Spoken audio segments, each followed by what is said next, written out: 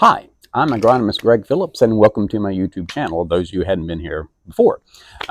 Video, I think, number 25, if I'm not mistaken. And what I was doing, I was looking back into my photographs over the years and trying to find some examples of aerification. I'm going to do an aerification video here fairly soon. Coring, aerifying. And I came across the videos and photographs of when I had to reclaim. It was a golf course that had lost their greens, and they called me in to take a look at them. And finally, we decided to go ahead, and they decided for me to come in and help them get them back. Quite honestly, they were severely gone. So anyway, what happened was, how we went about this, I did it on Labor Day weekend. And a little bit and this is where I think you guys might be able to pick up a few things from this video that will be applicable to your yard. It's, a little bit more labor intensive with on a golf green. But I did this Labor Day weekend. The reason why I did this on Labor Day weekend is specifically soil temperatures generally in this part of the country this time of year are around 77 degrees. I would deem that as just about perfect to seed cool season grasses. One thing to keep in mind is when you're seeding cool season grasses, or really doing a lot of things, is for every 10 degrees increase in temperature, biological activity doubles. So could I have seeded this and been successful at 67 degrees? Yes. Could I seeded this and been successful at 57 degrees? Probably. Get below 57, it gets a little dicey, but you can still, you can get germination and things going that low, soil temperatures. But so that's why I wanted to hit it now. Ultimately, after we seeded it, Labor Day weekend, they were putting on by Halloween. So we had that real good temperature. Obviously, we had irrigation there, and we were able to bring these things back. One thing you might want to do, and I've got one of these. They're cheap. I think I paid $12 for them. Is getting one of these soil testers. It does pH, it does temperature, it does ambient temperature outside. In fact, I can probably, it says 80 or 85. I put it in my hand. I'm going to go up. Yeah, 84, it's changing. I don't know, maybe. But it actually, you can stick it in the ground. It does pH. I mean, you pull it out with pH. Right now, the pH says 7. I don't know if my hand changes pH or not. Well, maybe my soda does. Yeah, there we go. It's 5.9 in the soda. So that's how quick it works. Back up to 7. So anyway, now I'm going to drink it. So anyway, those are handy to have.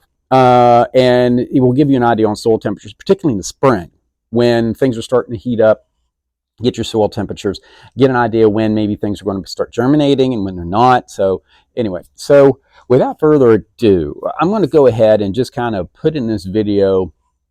I kind of went through a how-to on a lot of this, and I'll do some narration as we go. So here's what we did.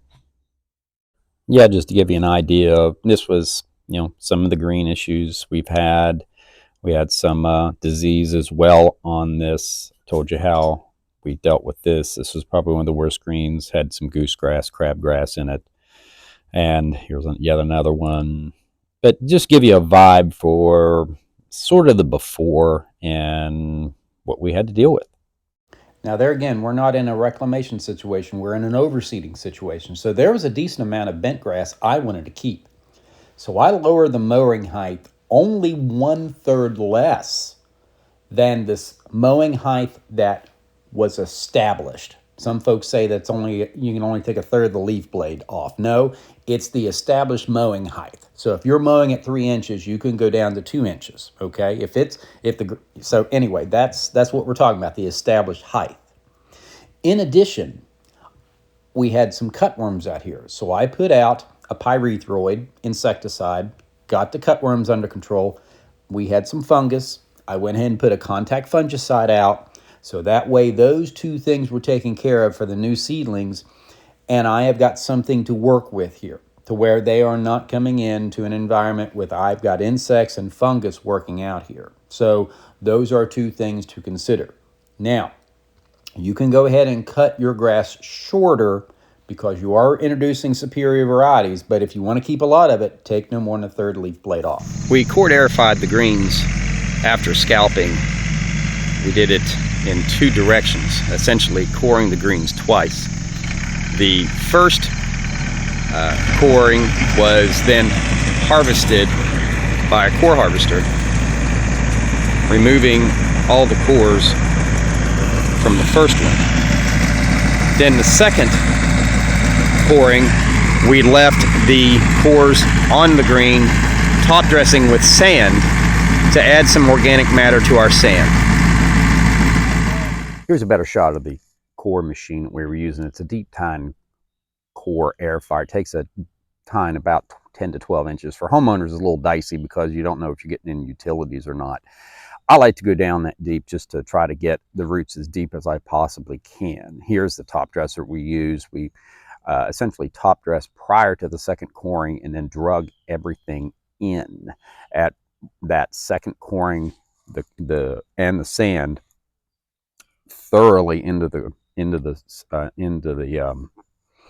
green itself. And after we had drug all the cores in, we then vertical mowed, or it's sort of like a dethatcher. The vertical mow is a little bit more finer. It just brings out and thins out the turf canopy. And the reason why we had to do that is to try to get that canopy open as best as we can to introduce the seed to the soil surface to really get it in there. And we're putting out a superior variety too. So we might as well get as much as we can in there. Once when we got that, the seed on it, vertical mode, we drug everything in thoroughly. You can see a little bit of sand. This is a good way to level out the greens as well, but we're dragging all of that sand in, all of that seed in, and also driving over it with the golf cart to kind of push that seed into the ground just a little bit. When I did golf course grow-ins on putting greens, we would actually seed the green and then go out with a small machine called a Sand Pro, which had knobby tires on it, and we would actually seed and then go out with that Sand Pro in several directions just to push that seed down into the ground. We also brushed as well. That's just there again just to dust things off. Here's the seed we used. I believe it was L93 if memory serves. This was way back in 2015, so this has been some time ago. I think there's an SR 7800 or 7200 that's also a very good variety that I used on a golf course, my last golf course grow-in.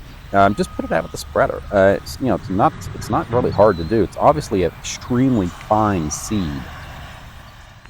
Okay, that was basically what I did to get those greens back. Obviously, they started, unfortunately, this was 2015, so this is some time ago. I found all of this when I was researching my video for aerification, and I thought I'd throw this out there. I thought it'd be interesting for you. Obviously, after this, they were putting on these by Halloween, so it went very well. Water. After we get all the seed out, obviously, started watering because it's September. We're getting a little bit of dew action helping us out a bit. First irrigation, first watering is generally around 11 to 12 o'clock, just enough to keep things moist, keep the canopy moist. We're not supplementing rain or anything of that nature. We are just watering the soil surface to keep the seed wet. Again, probably at 2 o'clock, sometime around probably 5, and then again 7. I understand watering that late generally leads to a little bit more fungal pressure, but we've got to keep the canopy moist. That is so critical when you're doing seedling. Then fertilization. I do something a little different with fertilizer when I'm seeding. What I do is I wait based on the germination time of it's fall, the leaves are falling. So that I'm aware of it. So anyway, I generally wait based on when the germination of the grass occurs. Real quick. Ryegrass, 3 to 5 days. Tall fescue, anywhere from 7 to 14. Bluegrass is 21 to 28. It's slow. Love bluegrass, but gee, the crumb, it takes forever. Bent grass, generally around 21 days. You've got Bermuda, for example, generally like tall fescue, it's around 7 to 14 days. I try to time my starter fertilizer application about 3 to 5 days before germination. So for instance, in this case, you're looking 21 days.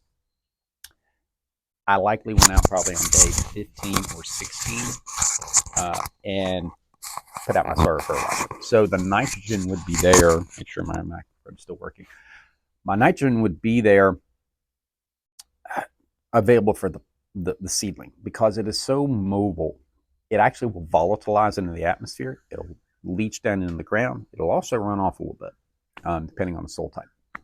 So, see my fertilizer video, I'll get more in depth in this.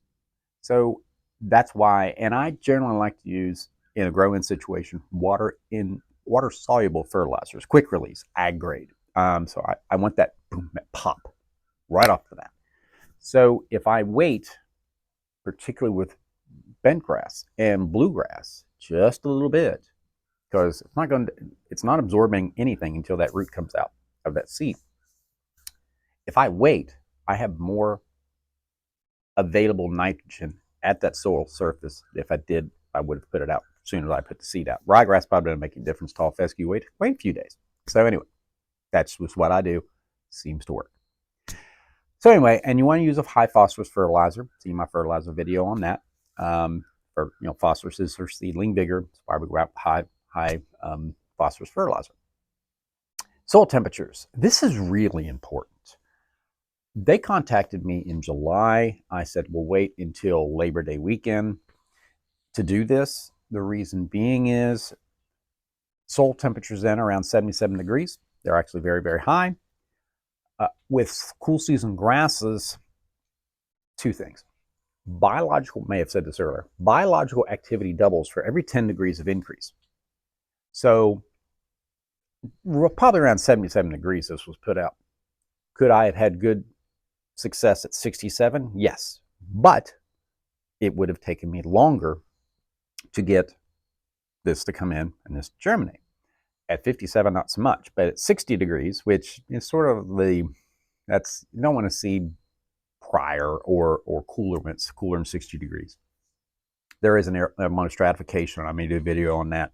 Some of you guys that seed in the winter, I'm not not saying it doesn't work. It's just you're better off doing it above 60 degrees.